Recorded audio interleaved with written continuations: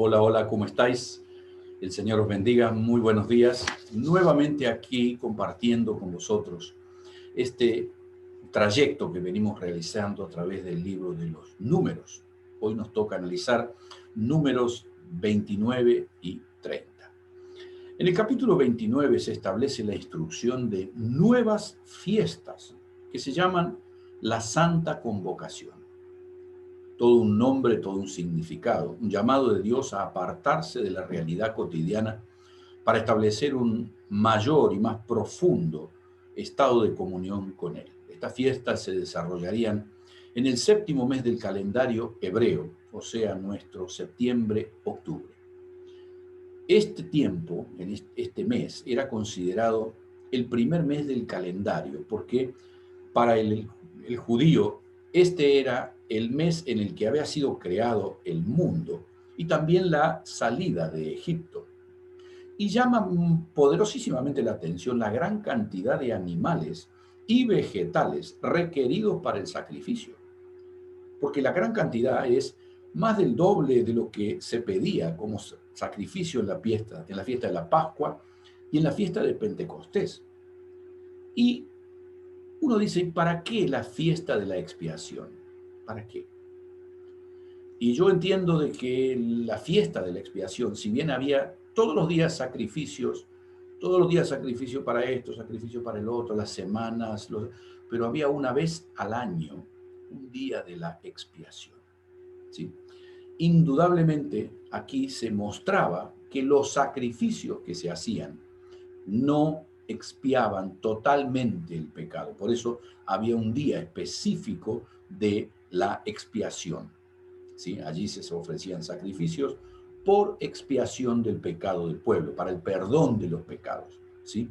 Lógicamente, el hecho de que este sacrificio se repitiese todos los años indicaba que no era tampoco suficiente, no era perfecto, si había que repetirlo siempre, no había perfección en esto, pero sí estaba de alguna manera haciendo como un anticipo del sacrificio de Jesús, que como dice Hebreos 7, 8, 9, estos tres capítulos hablan de una manera extraordinaria de la obra de Cristo y de lo que esto significó, ¿sí?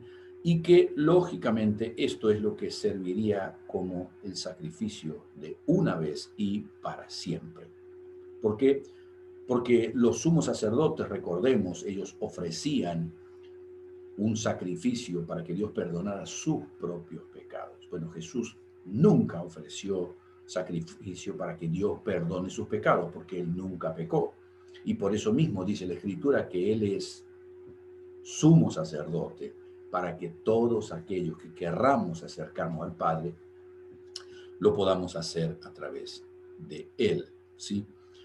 Y yo creo que teniendo en cuenta este capítulo 29, el principio espiritual que yo puedo extraer de él es que este sacrificio que Jesús hizo en favor de los que creemos en él debe despertar nuestra devoción diaria, semanal, mensual, anual y eterna, porque esto es lo que Jesús merece de aquellos que le hemos podido conocer y que intentamos seguir sus pisadas.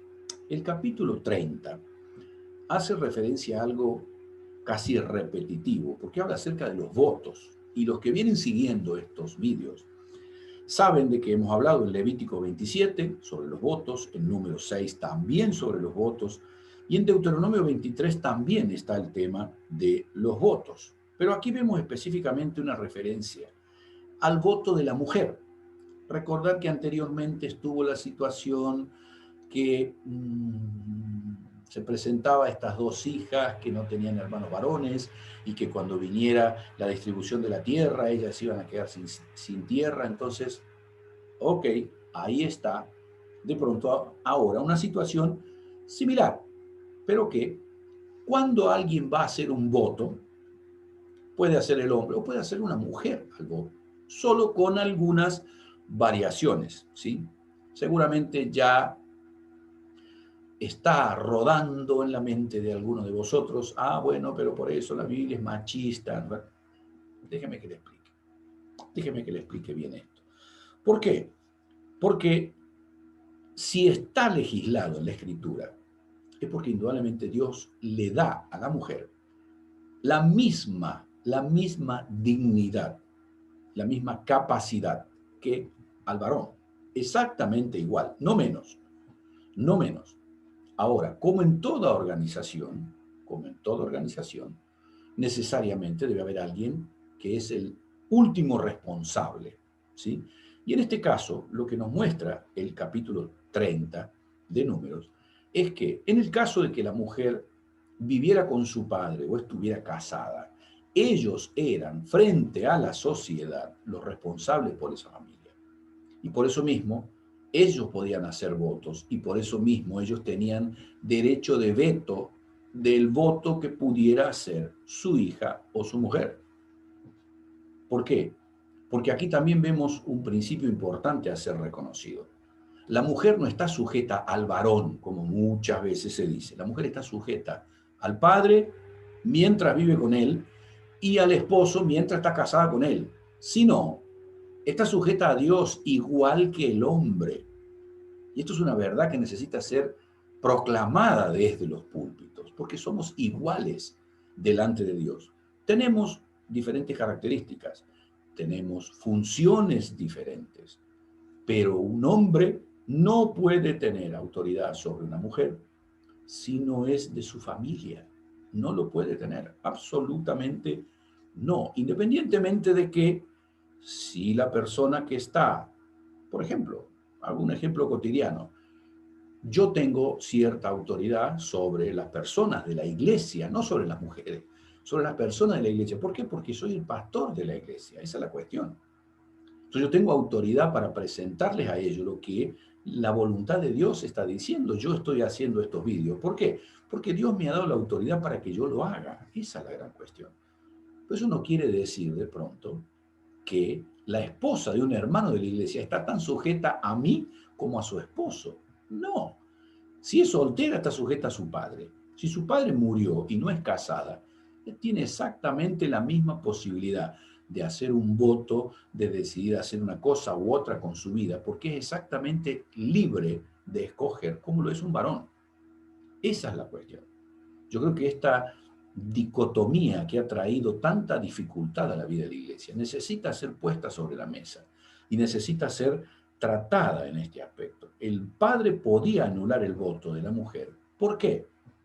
Porque él era el responsable de su propia familia. Entonces yo no puedo ni de mi mujer ni de mi hijo varón que vive conmigo hacerme cargo de un voto que hizo él pero que me trae problemas a mí. No, yo soy el responsable de mi propia familia. Cuando mis hijos son adultos y ellos deciden hacer votos a Dios y ellos deciden hacer con su vida, es su vida. Pero mientras están en mi casa, la responsabilidad final la tengo yo. Y eso sucede con cualquier padre de familia. La motivación del voto podría ser gratitud a Dios. La otra motivación podría ser por una oración respondida o simplemente por una cuestión de devoción, de amor hacia Dios. Y eso me lleva a hacer un voto. Pero es interesante algunos detalles. El voto no podría consistir en dar algo a Dios que ya le pertenecía. ¿Sí? Dice Levítico 27-26, el primogénito de los animales, que por la primogenitura es de Jehová, nadie lo dedicará. Sea buey u oveja, de Jehová es. Ahora, ¿qué quiere decir esto? Ay, bueno, yo le voy a dar esto. No, no, ya la ley dice que eso le pertenece a Dios. No vale la pena que le des algo que ya le pertenece. ¿Sí? Y esto es como a veces, por ejemplo, en más de una oportunidad yo he escuchado, y sin tener luz sobre este punto, yo he dicho, ¿sí? Que a veces los cristianos nosotros decimos, yo voy a dar mi diezmo, ¿sí? Para decir yo doy mi diezmo, el diezmo tiene que ser mío. Pero la Biblia dice que el diezmo pertenece a Dios. Es más, cuando el pueblo no lo dio, Dios le dice a través del profeta Malaquías que ustedes me han robado. Y el pueblo dice, ¿en qué, Señor, te hemos robado? En vuestros diezmos y vuestras ofrendas. ¿Sí? eso pertenece a Dios. Yo no estoy dándole, le estoy devolviendo algo que le pertenece a Él. Entonces yo no puedo decir que voy a hacer un voto a Dios dándole algo que ya le pertenece, no tiene sentido. Y mucho menos también este voto no podría ser algo que Dios recibiría mal. ¿Por qué?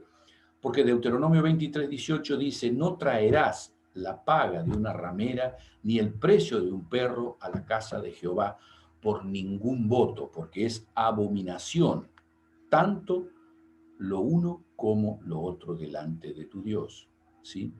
Seguramente al pensar en esto, uno dice, pero ¿y cómo yo aplico esto en estos tiempos? Bueno, simplemente el dinero mal habido. Yo no puedo darle a Dios la ofrenda de un dinero mal habido. No puedo darle a Dios, decir, bueno, yo vendo cocaína, ¿sí? Y comparto la mitad de las ganancias en ofrenda a Dios. Literalmente no, absolutamente no, ¿sí? O como decir de pronto, bueno, tengo mi diezmo en la mano, pero en lugar de entregar como corresponde el diezmo a la iglesia, voy a ir al casino a ver si gano algo, y si gano algo, la mitad es para la iglesia y la mitad es para mí.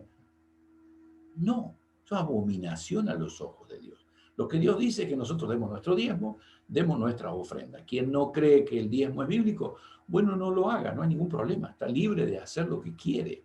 Todos somos libres, pero sí también debemos saber que somos responsables como para que le demos a Dios lo mejor y algo que Dios acepte. Esa es la cuestión, ¿sí?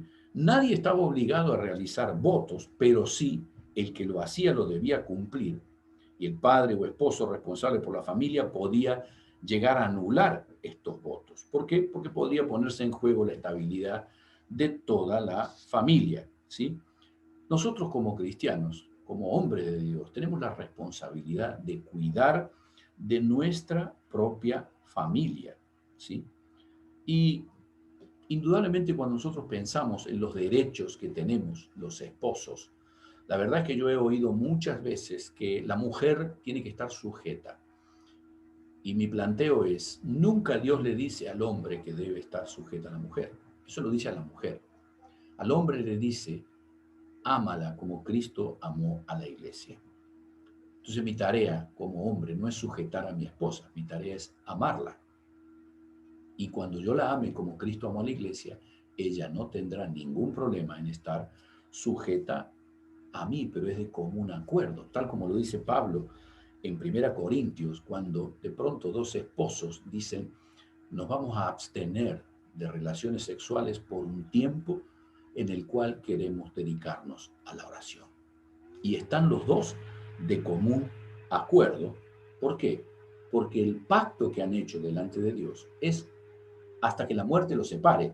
Y ese tiempo en el que deciden no tener relaciones sexuales, los dos se ponen de acuerdo para darle mayor atención a la oración, ¿sí? Hablamos, como siempre, de principios bíblicos que nos ayuden a tener una sociedad equilibrada, y si no puede ser fuera de nuestra casa, el equilibrio debe estar dentro de nuestra casa, teniendo siempre, siempre y para todo la Escritura como fundamento de toda decisión que estamos tomando. Nos vemos el día de mañana. El Señor los bendiga.